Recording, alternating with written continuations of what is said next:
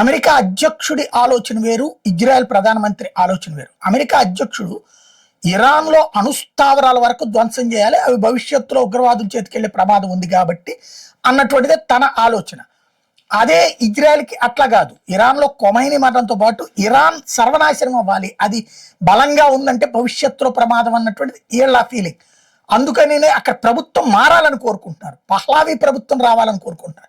America పహ్లావీని తీసుకెళ్లి రుద్దట్లేదు. రుద్దేటట్టయితే కనుక మొన్న బంగ్లాదేశ్లో చేసినట్టు చేసేది. ఎందుకు ఈ మాట అనాల్సి వస్తుందంటే, ఈ ఇరాన్ పార్లమెంట్ భవనం నిన్ననే అందులో ఇజ్రాయెల్ ప్రధానమంత్రి ఫోటోలు, ట్రంప్ ఫోటోల్ని తగలబెట్టారు, రచ్చరచ్చ చేశారు వాళ్ళ ఎంపీ.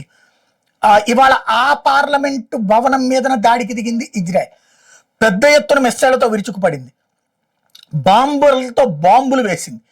ఇరాన్ పార్లమెంటు భవనం కుప్పకూలిందనాలా, బాగా ధ్వంసమైందనాలంటే రెండోదే.